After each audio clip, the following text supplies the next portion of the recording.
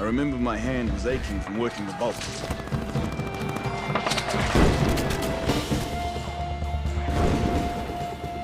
Imagine what it's like when the man beside you is shot. He gives off this funny little cough. There's no need to look back.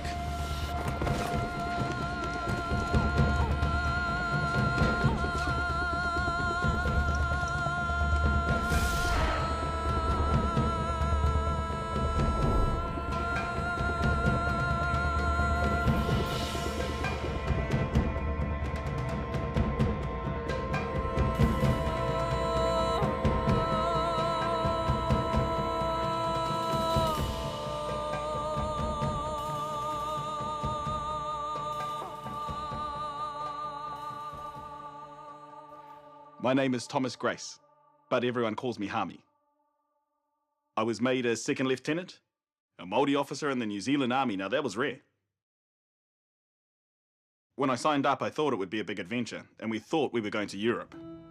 But we were sent to Turkey, a place called Gallipoli.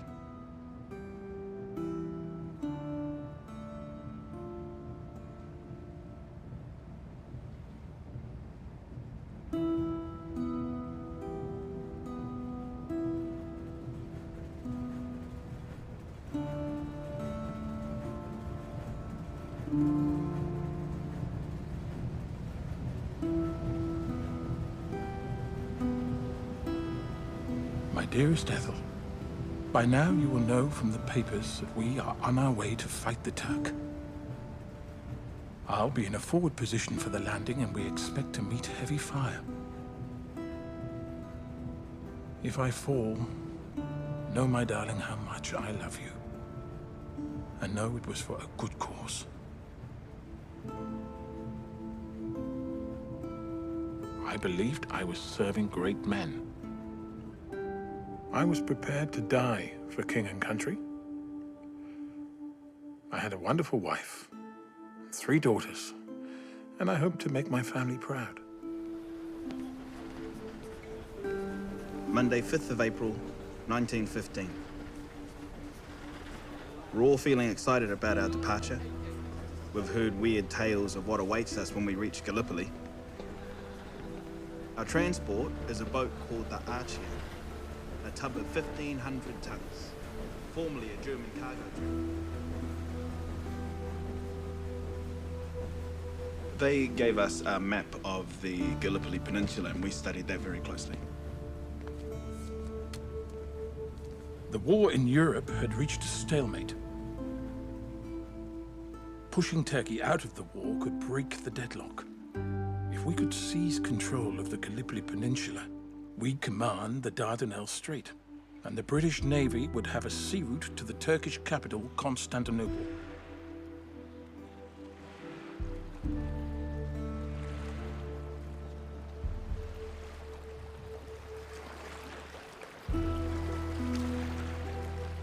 It was 4 a.m. as we approached the Turkish coast. I was beach landing officer. It was my job to get the men ashore.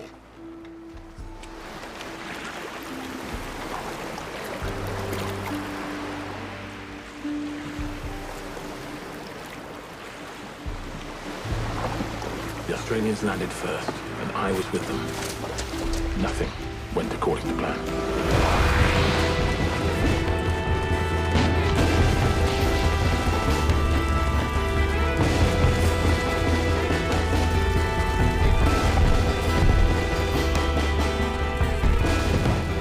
The Australians charged up the steep hill in front of them. They gained ground up on the ridge, but were soon pushed back.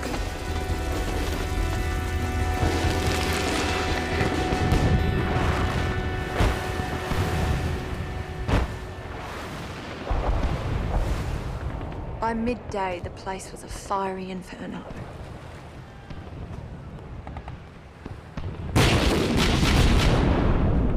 We were so close, enemy shells splintered the decks.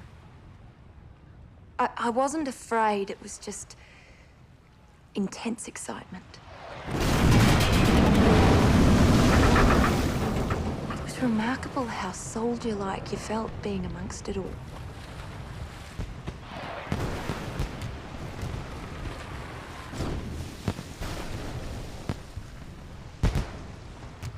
I was a corporal in the Auckland Infantry Battalion. I signed up pretty much straight away, as soon as England declared war. Call it war fever.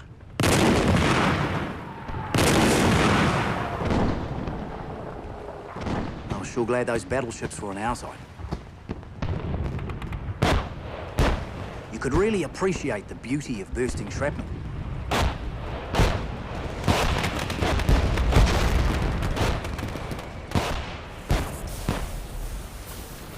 Of course, that was before our own baptism of fire.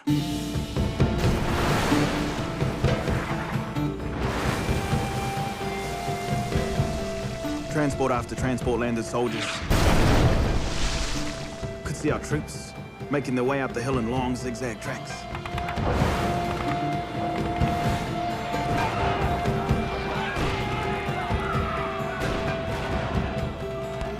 We went in to reinforce the Australians, but there were very few of them left to reinforce.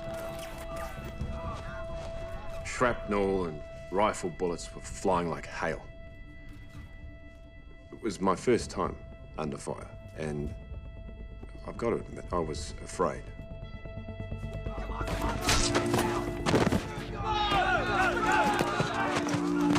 The Turks were giving us hell. It was war with a vengeance.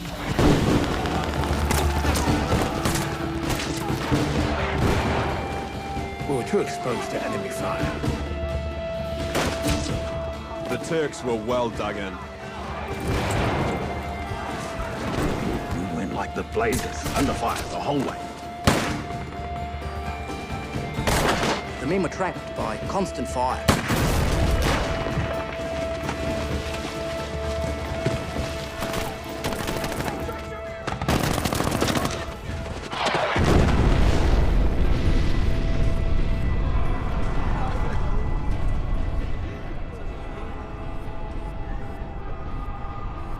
The wounded, they just kept on coming. We were ordered to leave them and to concentrate on the landing. But I felt it was wrong to let the wounded suffer like that. So I had them ferried to a hospital ship.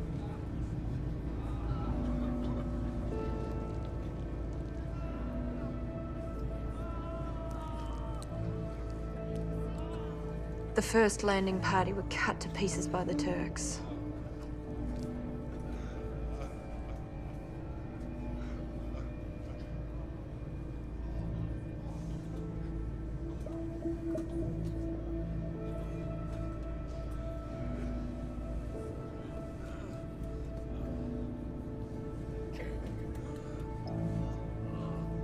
We worked like you know what, from the commanding officer to the fireman. We had to turn many of the wounded away. They were put on transport ships until another hospital ship arrived.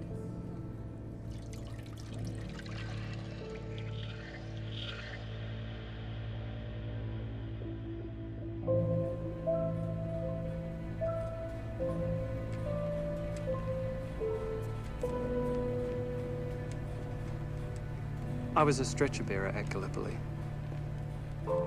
I didn't take enlistment lightly. What counted for me was that the church backed the war, and I wanted to do the Christian thing. My ambulance unit was ashore, but a group of us had been left behind. I ended up on a transport. I was 21 years old. I had a hold full of wounded to myself. A friend of mine from school was brought on board. He had a bullet in his brain. I begged the doctors to operate, but they said there was nothing they could do.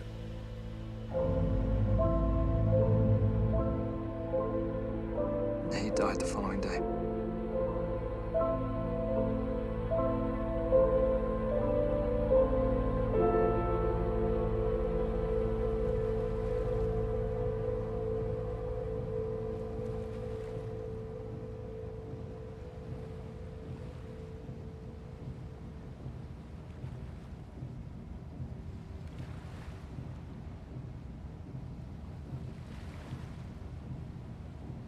we left for the land hospital with 600 wounded on board.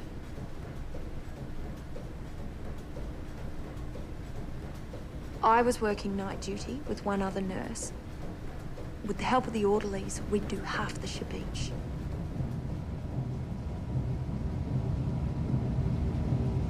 It hardly seemed real.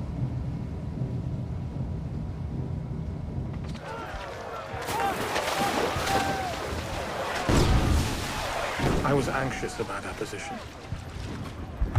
We were hanging by our eyebrows, like a sort of eagle's nest, backed by our ship's guns.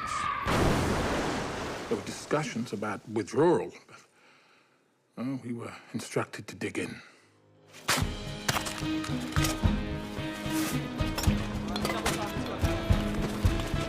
There were 25,000 men in our small patch of land.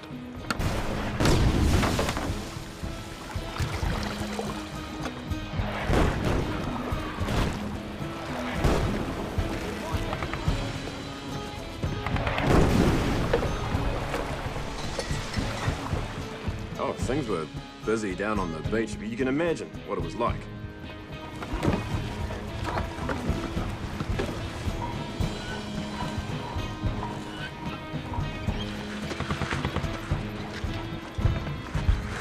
I was appointed Commandant of Anzac Cove.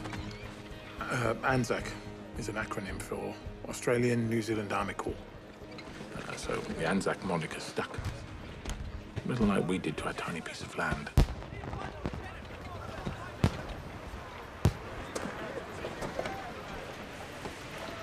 It was over a week before I was finally dumped on shore. My unit was stationed under a steep cliff.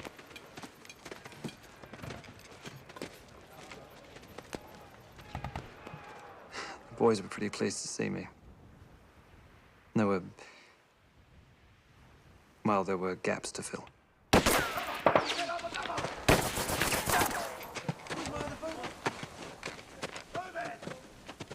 The Turks had machine guns overlooking our main route to the beach. Us stretcher bearers stopped a lot of strafe.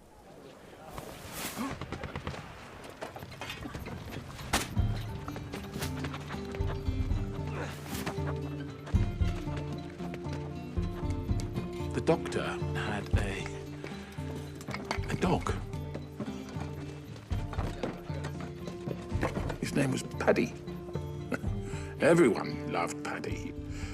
Well, he was a character, and he was very good for morale.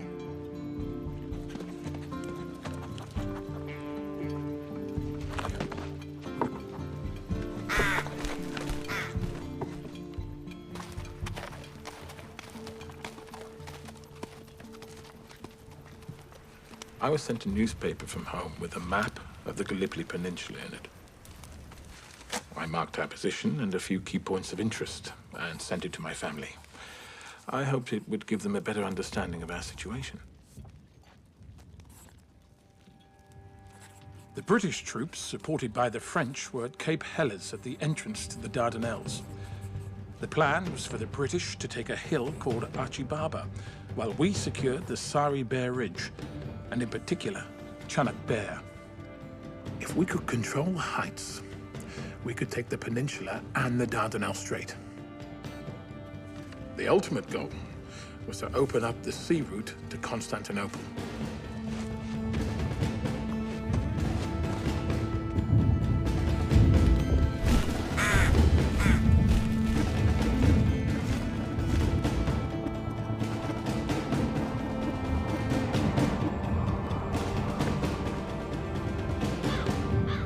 We were fighting for the high ground.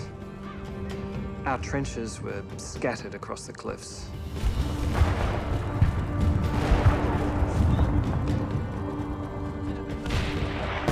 The first fortnight, there were only a couple of hours when I wasn't under fire.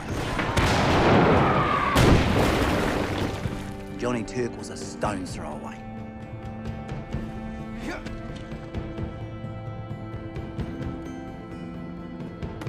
It was trench warfare. Sometimes the trenches were just 15 yards from the enemy, and neither side would budge.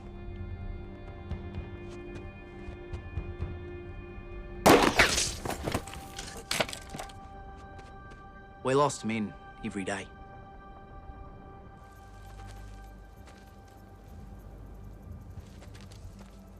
Well, back home I played representative rugby and cricket. And I was in the rifle team at Wellington College. So that all came in handy when they asked me to take charge of the snipers.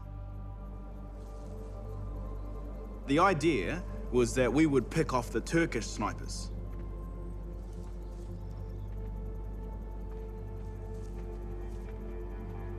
So it was a game of now you see me, now you don't.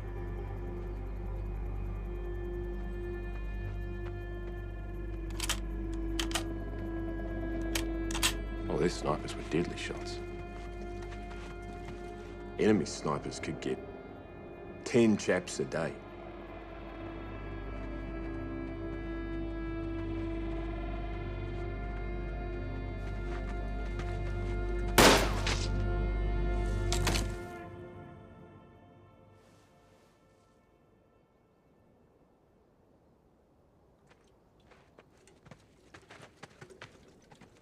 It was a cruel sport. The life for a life.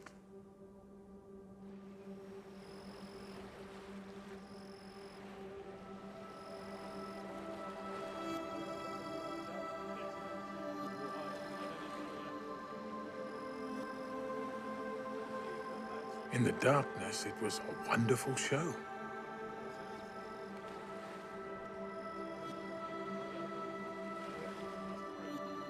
Looking out, it was like a city had been planted in the Aegean Sea, with the battleships and destroyers watching over us.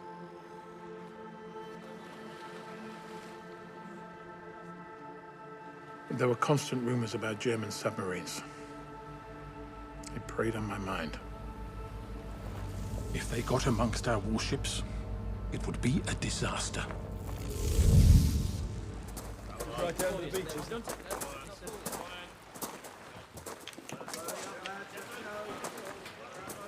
In early May, we heard we were being shipped off to support the Tommies. That's what we called the English, on another part of the peninsula.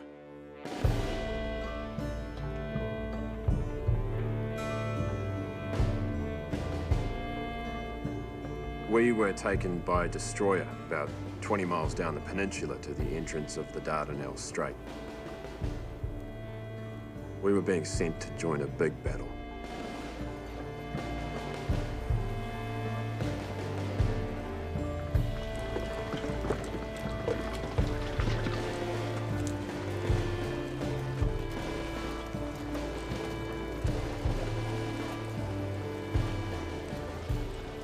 Two of our battalions were sent south to Cape Helles. Well, I thought this was wrong. We barely had enough men to hold our own lines.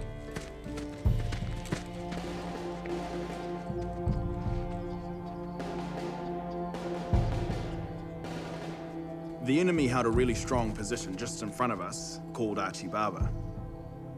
It was a hill that commanded the whole of the Gallipoli Peninsula.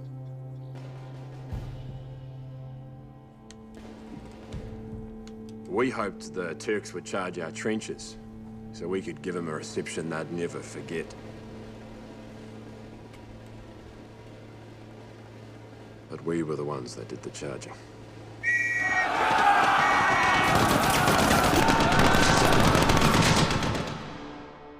What happened next was hell.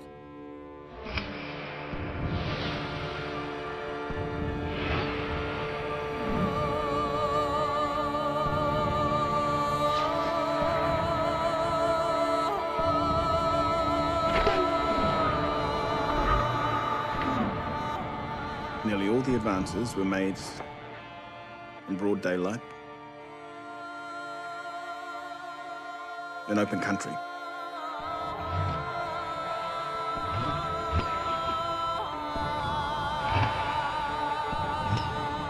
A machine gun is a terrible weapon.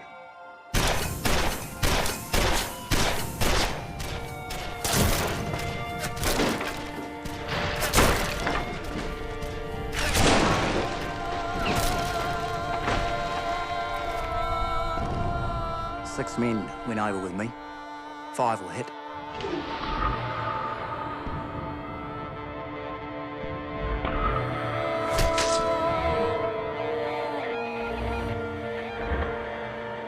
Last thing I remember, my rifle was up in the air. It's true what they say, you know, about the earth just rising up and smacking.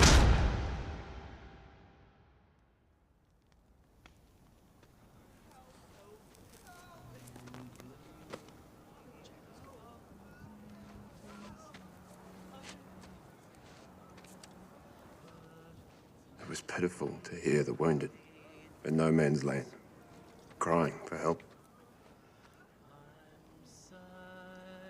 I remember one boy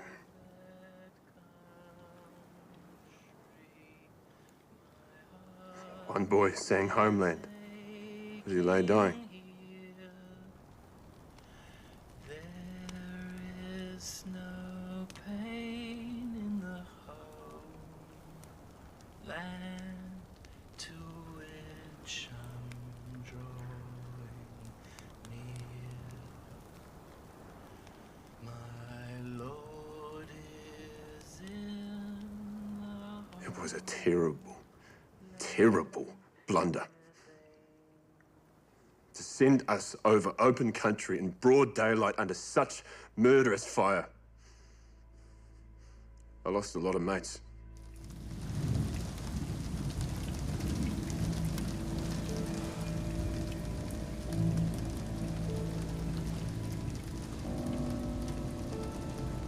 We were a sorry band on the hospital ship. I remember one pathetic case. An Australian boy who'd had both eyes shot out, but he didn't know it. He walked around with a guide, cheerful, you know, looking forward to the day that his bandages would come off.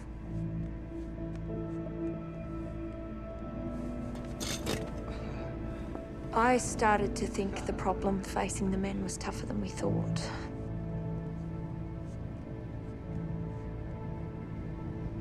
But at the time, you had to believe you'd be successful.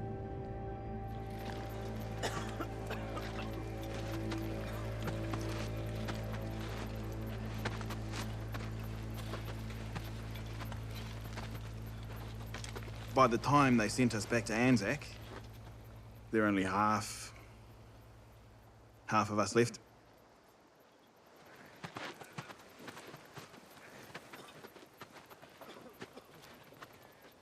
You know, at that stage, I was glad I'd talked my younger brother, Martin, out of coming.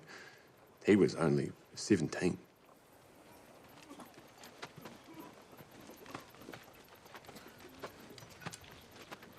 We were being treated in a very sorry manner. It was as if General Headquarters saw us as a kind of sideshow.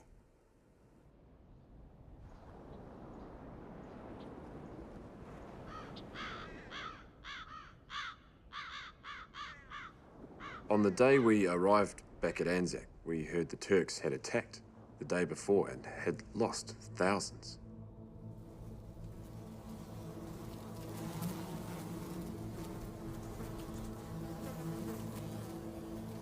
The Turkish attack failed, and they retreated.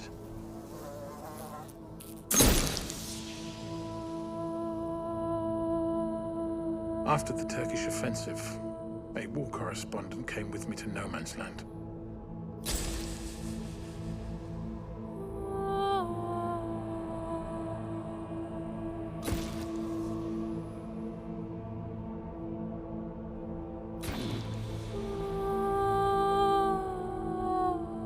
As a result of their losses, the Turks requested an armistice. So, on the 24th of May, from 7:30 in the morning until 4:30 in the afternoon, a ceasefire was declared.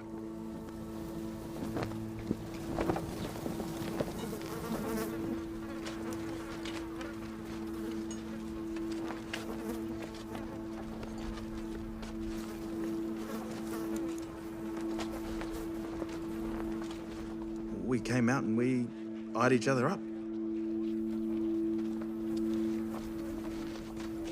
The men were curious about each other.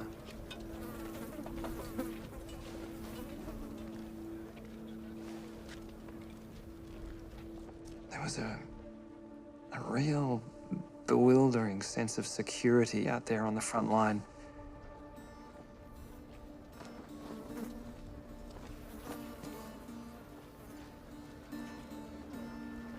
Some of the dead had been there from the beginning, so can only imagine what the stench was like.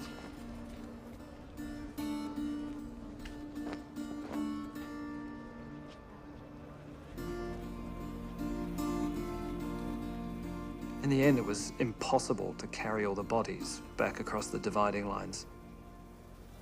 So we agreed to bury each other's dead.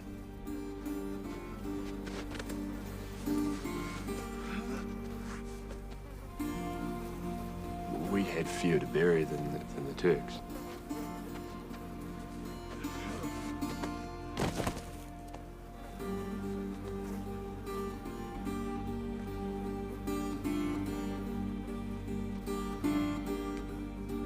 All of them had someone at home waiting for news.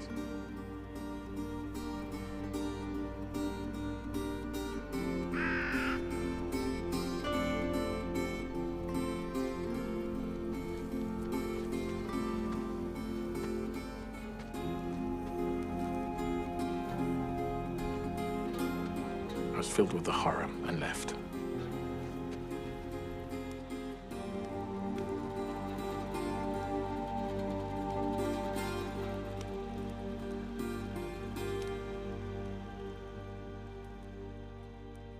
The musketry began again, promptly at 4:30.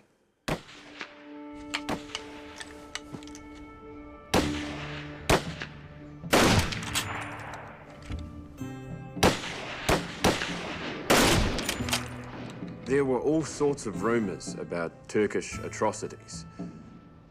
They weren't true.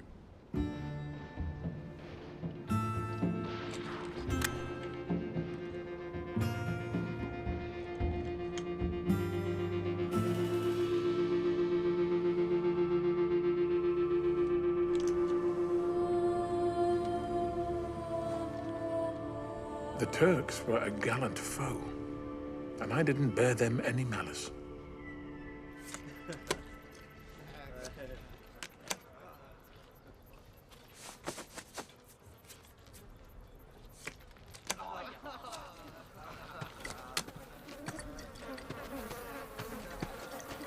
Within weeks of landing, the fashion was shorts, boots, hat, and a glorious coat of sunburn. The more clothes you shed, the fewer lice you carried around. And the lice were voracious.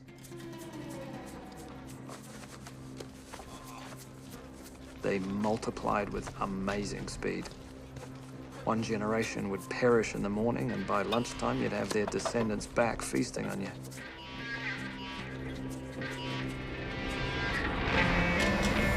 Oh, the lice. They were having a big party. And it was all at our expense.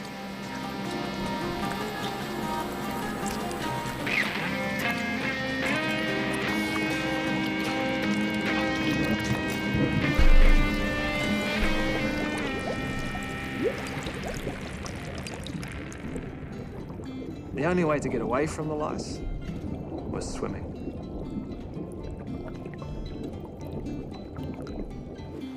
All the troops came to Anzac Cove to bathe. The place looked like a holiday resort.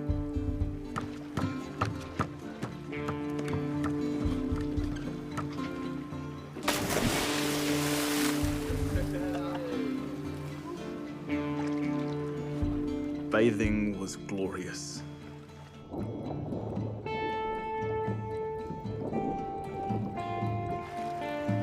I don't know what it would have been like to be miles inland and not be able to take a dip in the brine. We were nearly always lousy. We'd begged them not to swim because the beach was always under fire and they'd get sniped in the water. But they'd just say, "Oh, well, sister, we got to have a swim. What are we going to do otherwise?"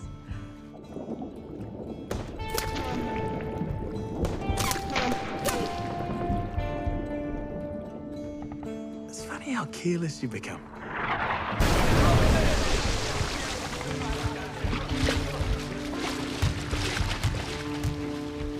It was ludicrous. It was ludicrous. And it happened almost every day. War is a dreadful thing, but it has its humorous side too. Well, you couldn't drive the humor out of our men.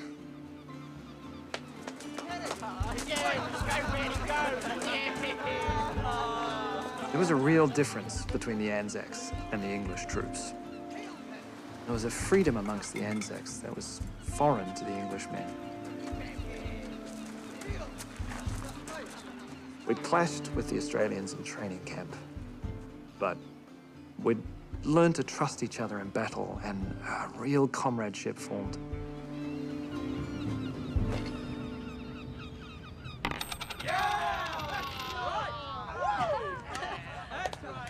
I missed my family a great deal, but the boys cheered us up.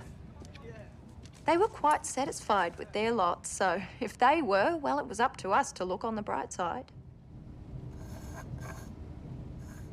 I'd collected 2 shrapnel cases. They made beautiful vases, so I'd pick flowers whenever we took the wounded ashore.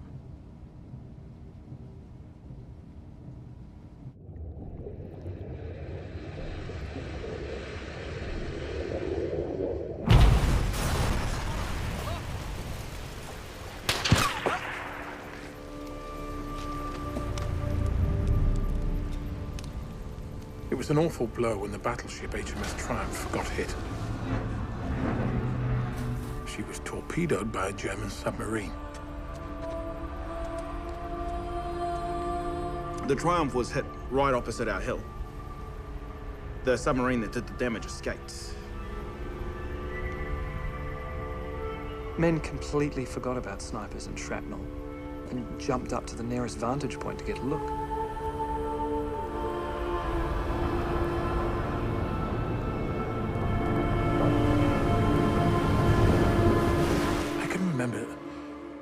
Seeing the figure of a man sitting on the propeller.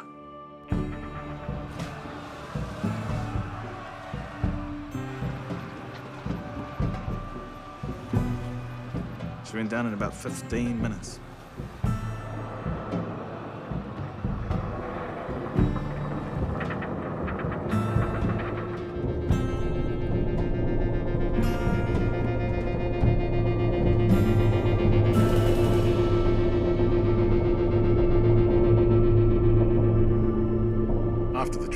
Torpedoed. The Royal Navy left us with just a destroyer and trawlers for support.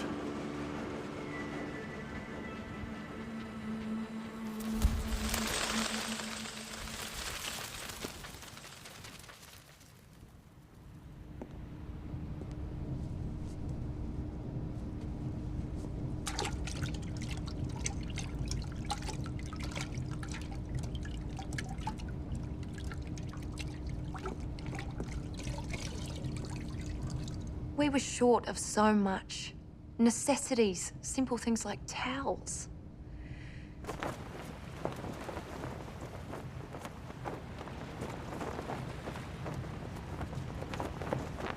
I wrote to my parents and explained the situation. Sometimes they passed the letters on to the local paper. There was censorship, so I couldn't say everything I wanted to, but I felt there were things the public needed to know.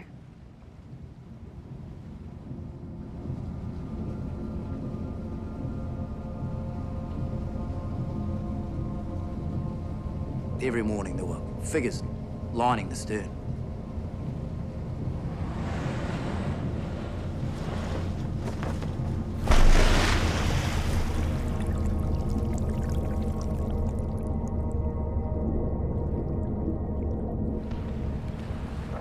I was anxious to be reunited with my company.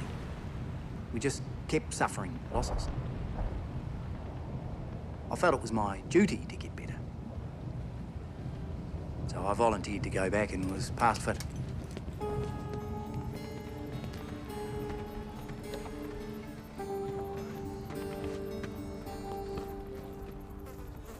After 5 weeks under fire, we all felt 10 years older.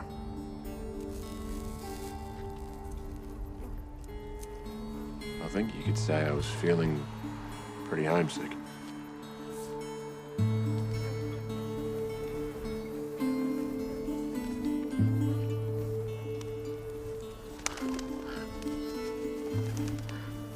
mail day, everything went quiet.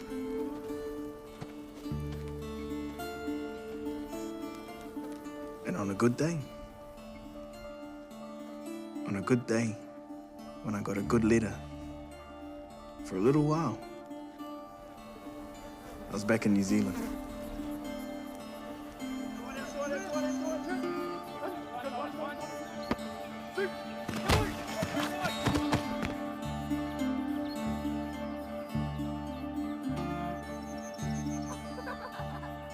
A letter from loved ones could take you home.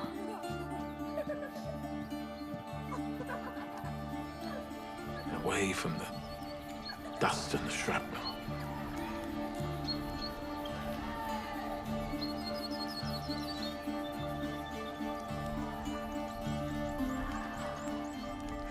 I could spend a whole afternoon just poring over them.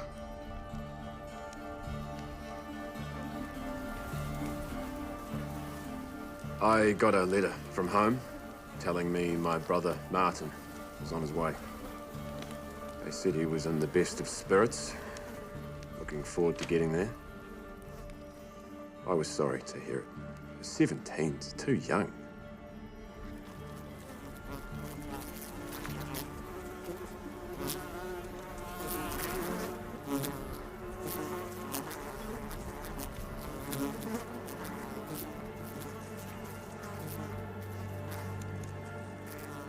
Wait. Always on the alert, waiting. But you know, it's funny. A dangerous life isn't necessarily an exciting one.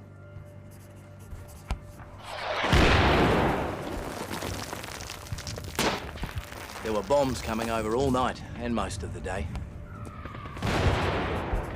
And rumours. Endless rumours that we were going to attack.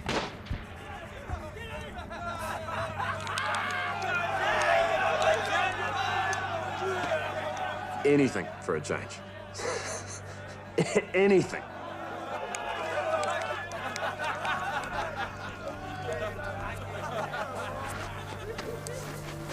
The heat was terribly trying. Sometimes I felt I'd melt.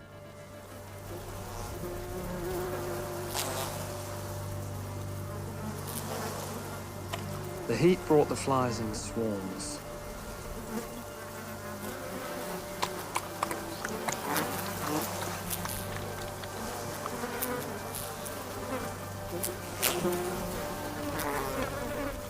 They crawled over the bodies, in the latrines, and onto the food. The food was almost intolerable.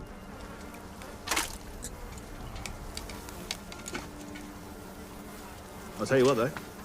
I made a first-rate stew out of bully beef, biscuits, and oxo. Almost made that bully worth eating.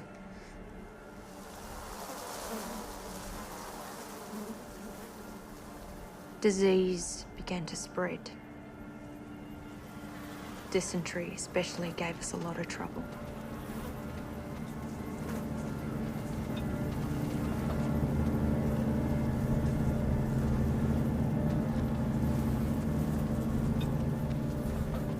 Disease was becoming more deadly than the bullets.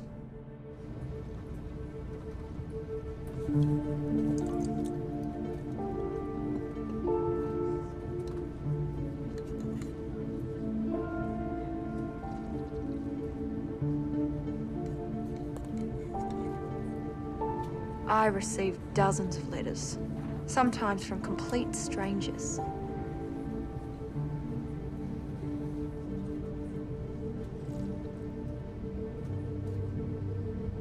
They'd ask about their sons, you know? Just wanted to get in touch with anyone who might have been near their dear one.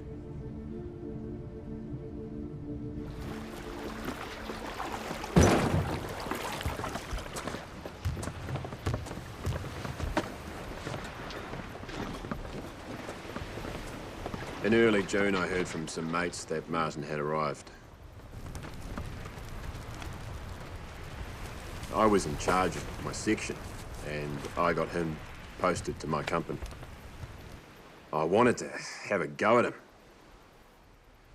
I didn't. I just tried to keep him out of trouble.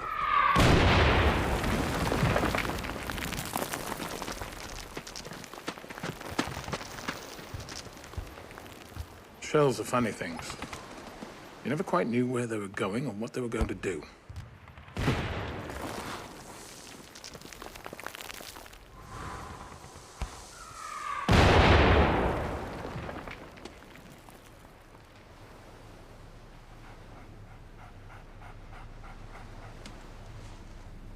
One day, Paddy was struck by shrapnel, and the poor little chap was killed.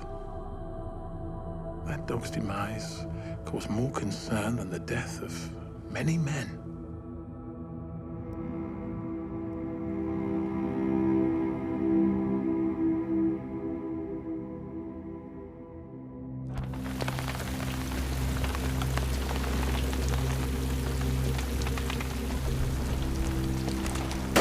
We were moved to Quinn's Post, a ridge about a mile inland.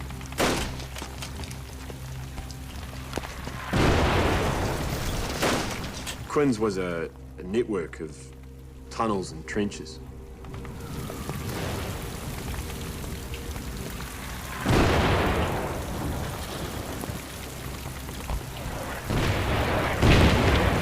At Quinn's, the slaughter never stopped. It was the closest point to the Turks. Martin wanted into the firing line.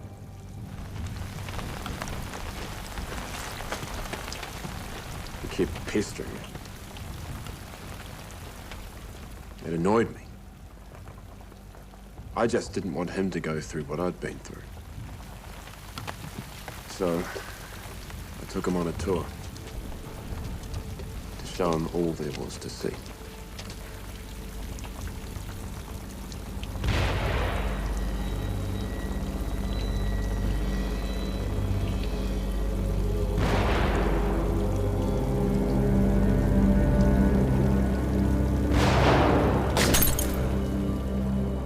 I hoped it would sicken him.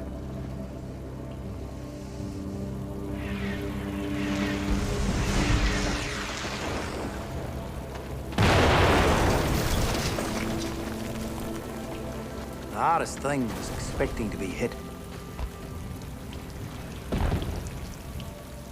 Constantly expecting it, always wondering where and how you'd get it.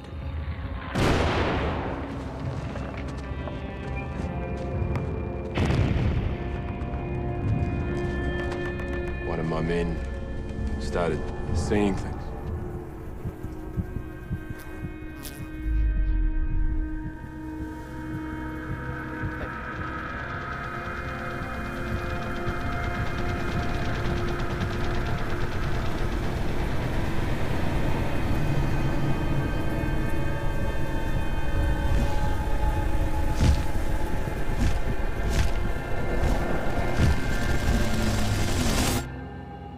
Gallipoli was no place for a nervous man.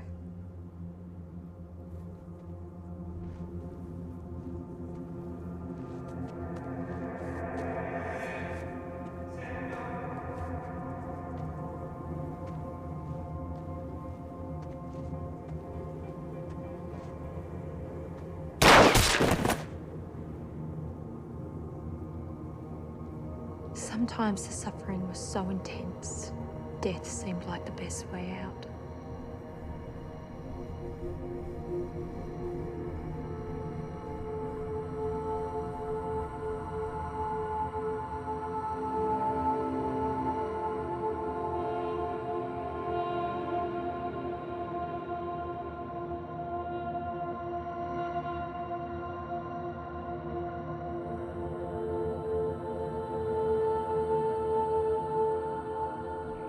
One day, I collected wildflowers, and they're really very pretty. I pressed them and I sent them home to my wife and daughters.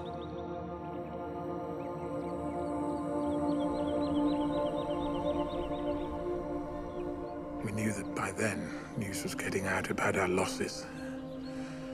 And I could just imagine the many sad homes in New Zealand.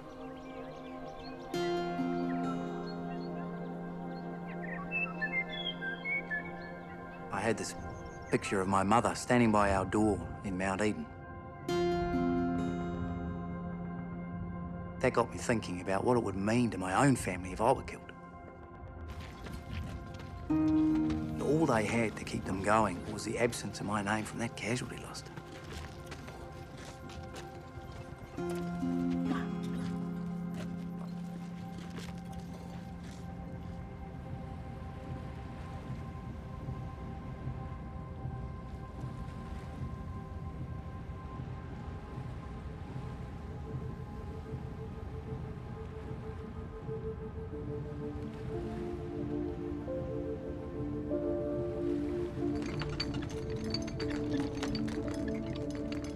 We normally had at least 500 patients on board, but even though I was busy, I always tried to talk to the men, ask them where they came from. It was always a shock when someone you knew from home was brought on board. I remember seeing young Tommy Arnott, who I knew from Balmain. He was badly wounded, but delighted to see me.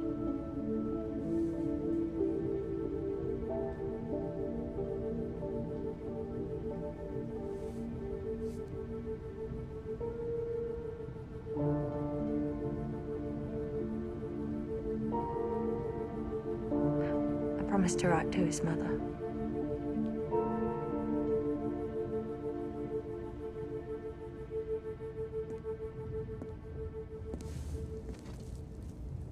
By early July, I was sent to a hospital ship. I was suffering from gastroenteritis.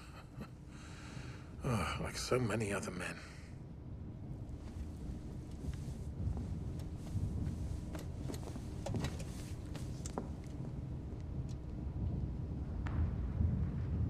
I could see our tiny holding. 25,000 men, penned in. We'd heard that there were over 150,000 Turks opposing us.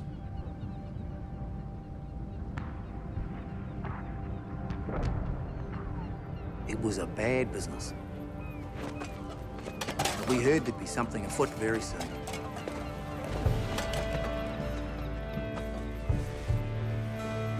GHQ were finally beginning to think that the best way to tackle the Turk was by a major assault.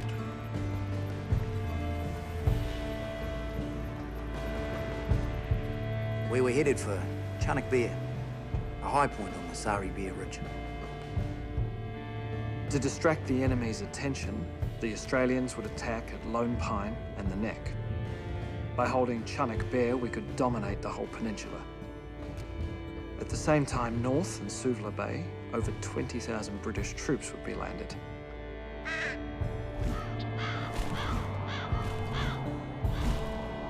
The plan was for them to sweep in on the flank of the New Zealanders and complete the great victory.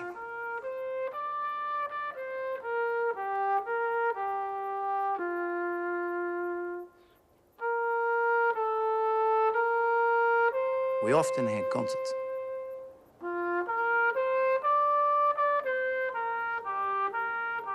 But the one before the big push felt special.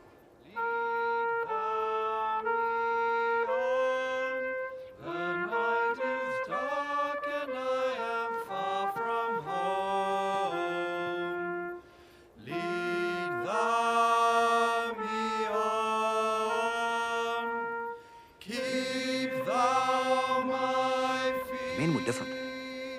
We were war-tired. And we knew that a lot of men would die. But we weren't afraid.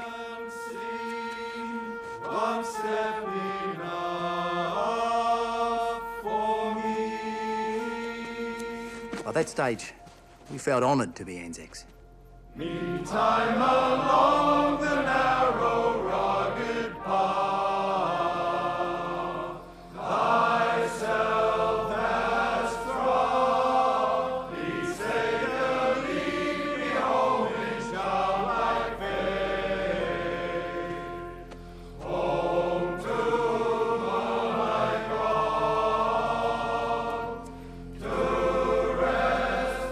Before the big offensive, I got myself transferred to a different platoon, away from my brother. I just didn't want to be with him, on the firing line. I couldn't protect him anymore.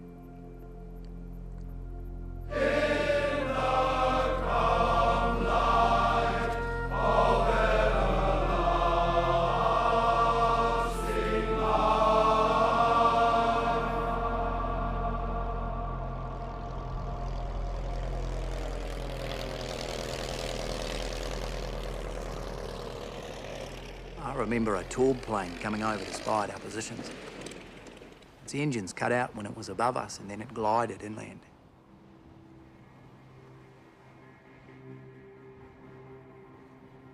The air was electric. It was tense.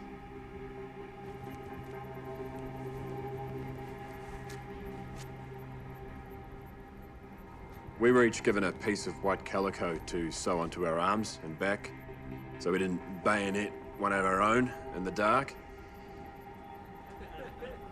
We had a gill of rum with breakfast that day.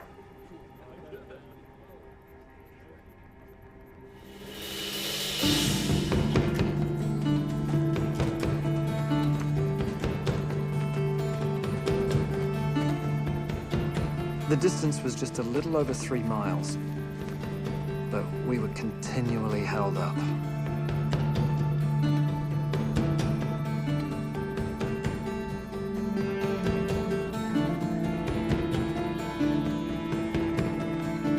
And it wasn't really a march, because we'd move, and then we'd wait, and we'd move, and we'd wait.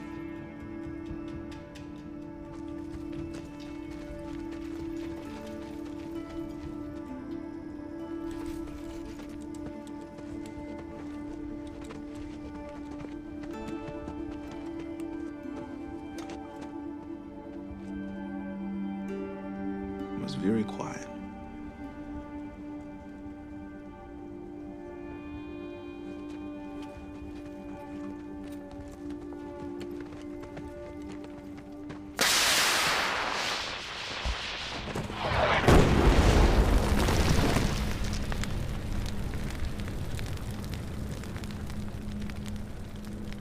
The suspense was awful.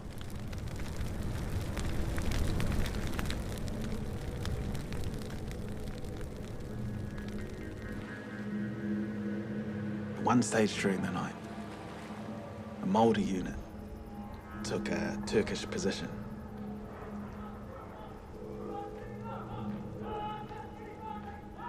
And they did a haka.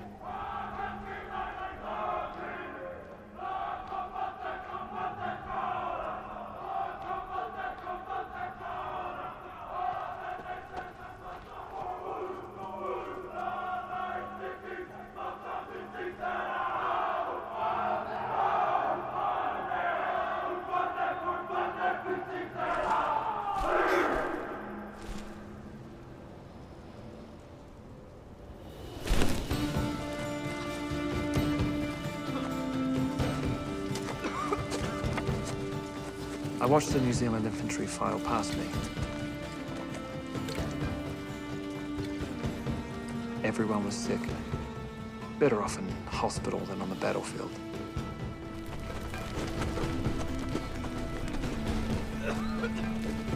I mean, when you're weighed down with ammunition and weak as we were, nothing is harder than marching at night.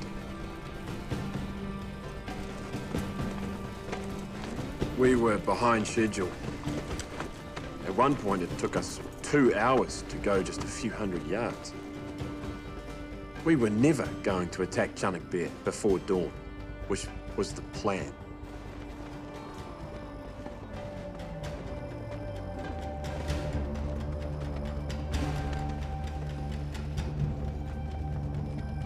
I was sent to the Neck, a ridge just south of Chunuk Bair, where the Australians attacked.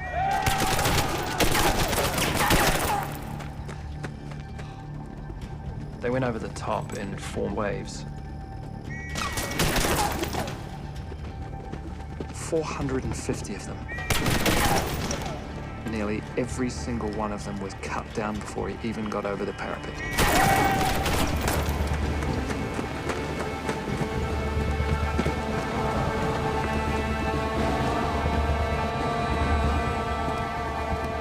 It was a death zone.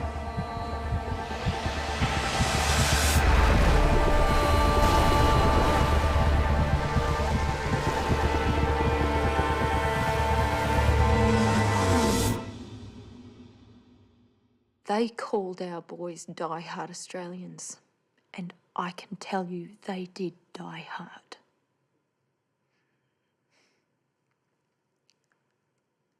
Unless you saw it, you couldn't understand how hard it was.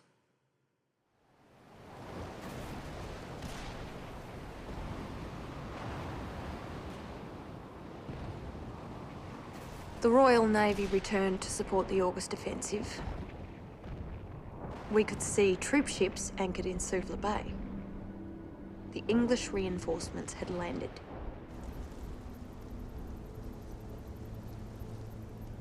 In full light, we'd lost the element of surprise. Despite this, the Auckland Battalion was ordered to attack the crest of Chunuk Bair. It was 11 o'clock when we made the first charge. Sing me to sleep, dear, and I'll sleep right through December. Both men beside me were shot dead. Sing a tune I can dream to, a tune I might remember.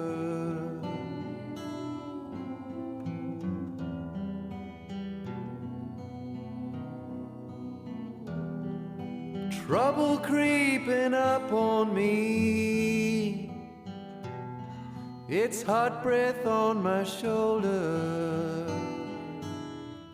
Sing me to sleep, dear. The company was cut up. To be honest, I find it very difficult to talk about it. And now the summer sun is blinding me,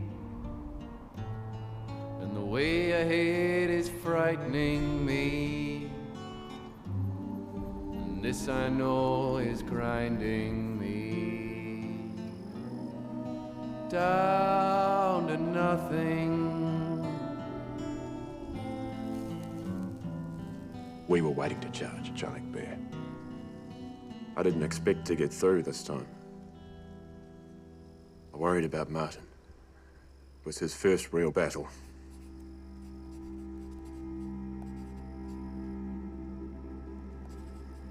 We were 500 yards below Chunuk Bair.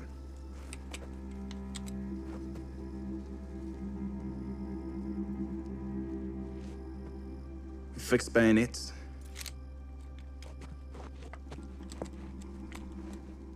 Then we got the order to advance.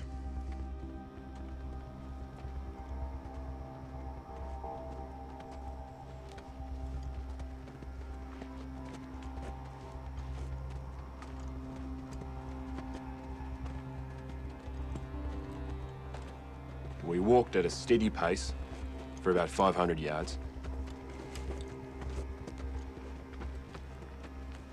The Aucklanders had been mown down before us, so we were expecting a hot time of it.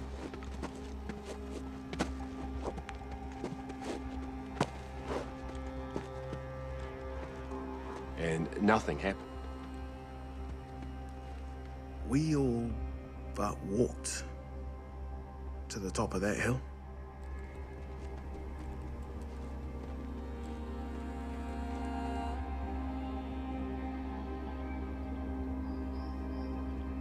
It was just breaking day when we took Chunuk Bair.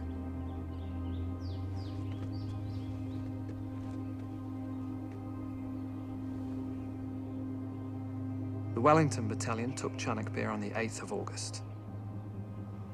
From the ridge, they could see the Dardanelles. Victory seemed possible.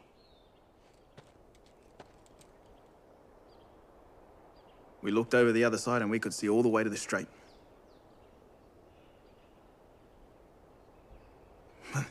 There's no time to take in views. The Turks, they counterattacked. where to dig in.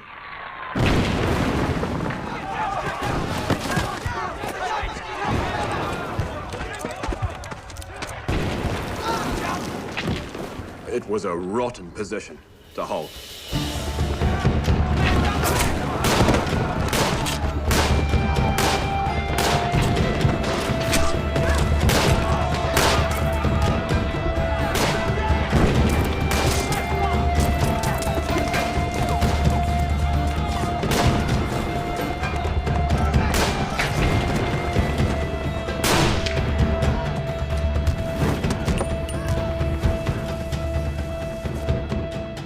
We hung on like grim death.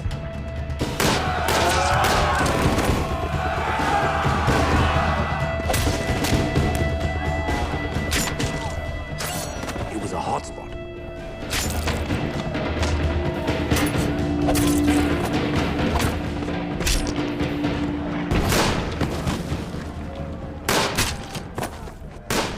I never saw Martin up there, but I knew his platoon was on the hill.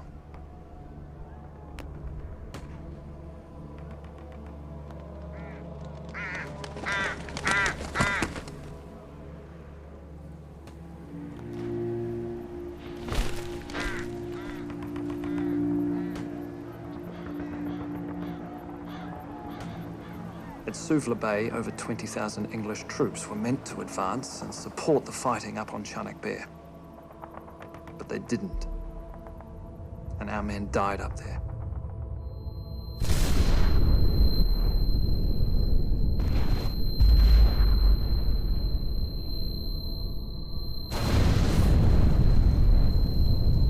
I was standing, fighting, when I got one. Right through the neck.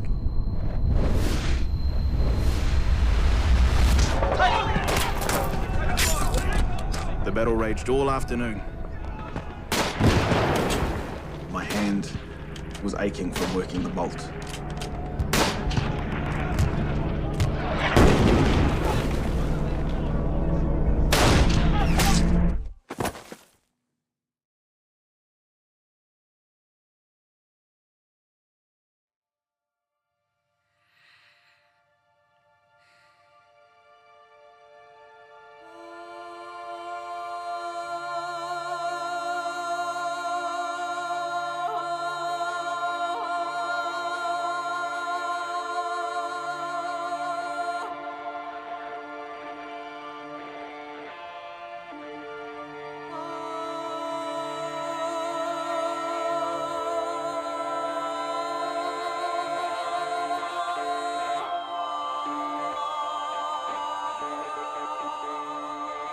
They were hard-swearing, hard-living, rough men. But they often surprised you. When someone was wounded or needed help, nothing was too much trouble. A man would give everything. Anything he had, even if he was badly wounded himself, he'd tend to the man next to him. It was all for your mates.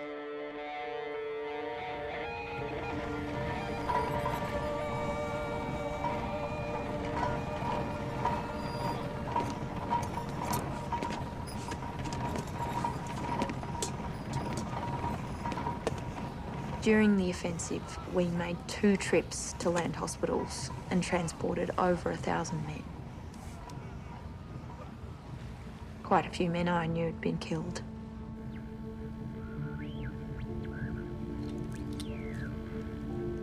I was still on a hospital ship during the offensive. I heard via a wireless report that we'd been held up. I knew that meant it must have been a black week.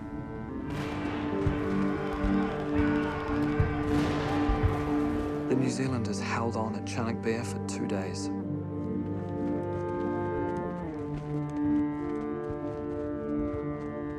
On the night of the 9th, what was left of the New Zealand force was withdrawn and English battalions took over. On the morning of the 10th, I saw the Turkish charge. The English were completely overwhelmed. They broke and fled. Chunuk Bair was lost.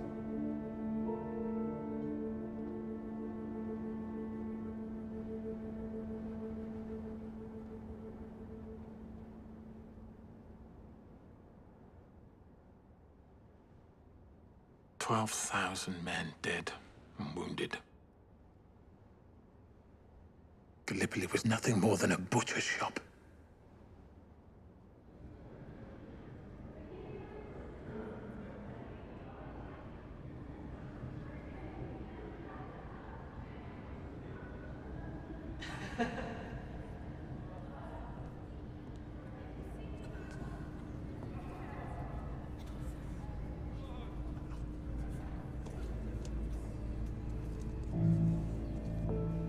The bullet punctured my windpipe. I couldn't speak. I walked around the hospital, looking.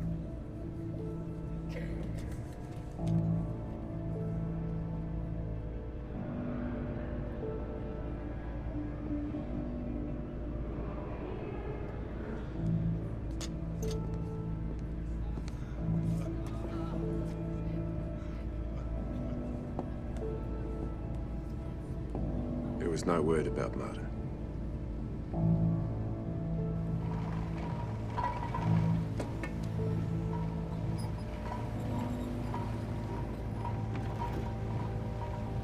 It was a wretched experience. Lord alone knows how I survived. I read in the weeklies that the British took Chunuk Bair. Geez, that made me angry. Not on your life.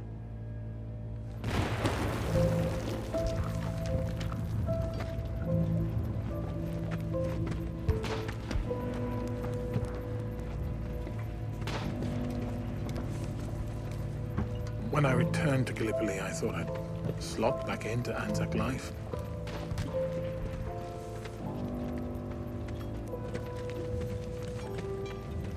But my illness knocked the stuffing out of me and I caved in. I was evacuated to England.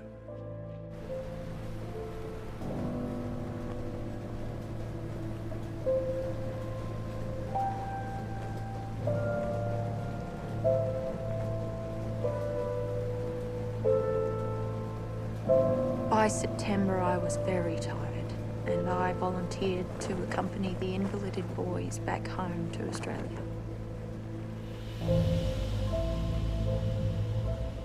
I knew an awful lot about war by then. It seemed impossible to think anyone could escape.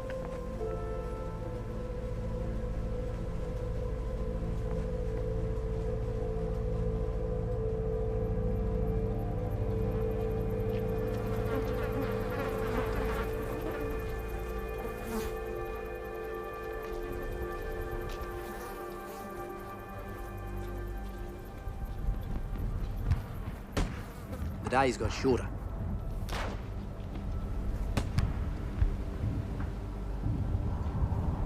It got bleak and cold.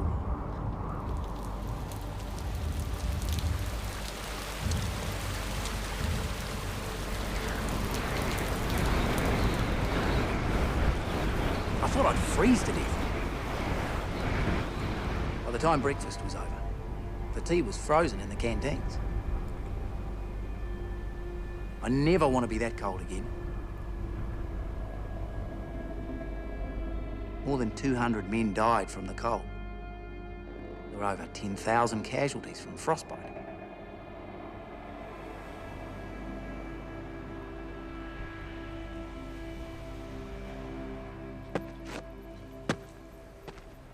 On the 13th of November, Field Marshal the Earl Kitchener arrived. This man is only one rank below God. The English donned their uniforms and fell in at attention. The New Zealanders and the Australians came just as they were. There was no disrespect, but no one saluted. On the 7th of December, the British cabinet decided it was time to evacuate Anzac.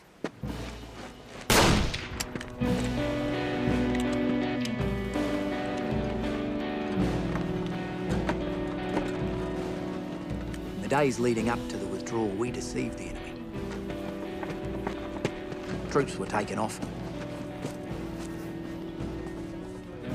We set up self-firing rifles.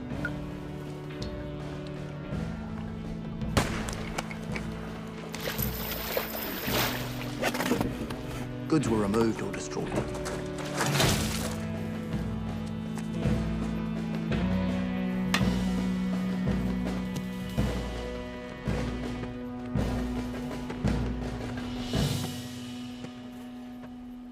The final stage of the evacuation started on the morning of the 19th of December, almost 8 months after we arrived.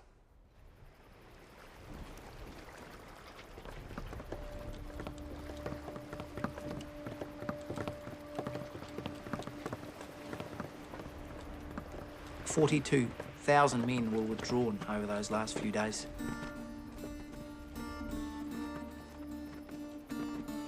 It was decided that there'd be a party of 53 remain behind until everyone else was off. Because I'd been one of the first to arrive, I wanted to be one of the last to leave.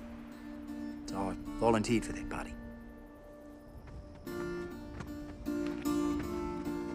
At 9 p.m. on the 19th, I said goodbye to the covering party.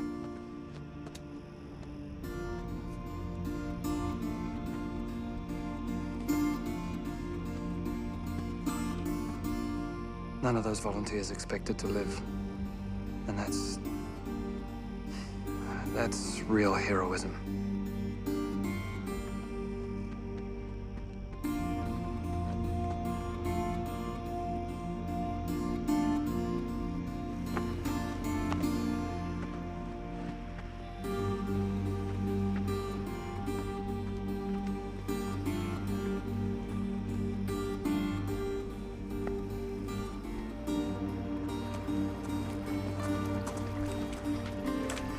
I left from a little pier below Walker's Ridge.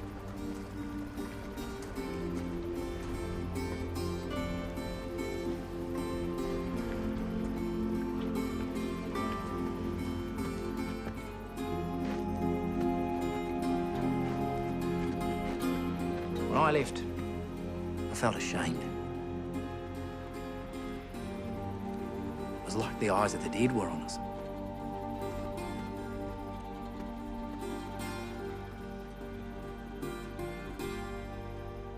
Not a brave man, but I remember feeling I would rather attack head-on and face the chance of death with honour than to do that bitter thing.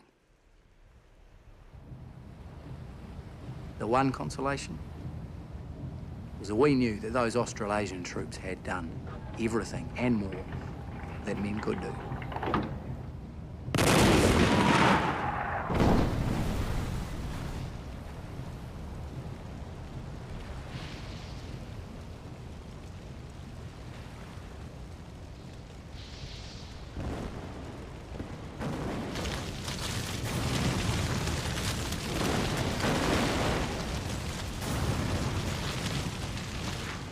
Poor New Zealand and Australia.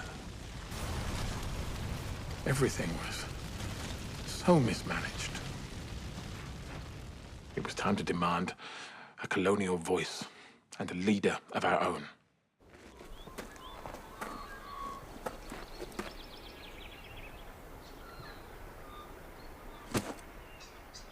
I was sent up before a board of doctors, and they asked me if I'd like to go to England. I said New Zealand would doom me.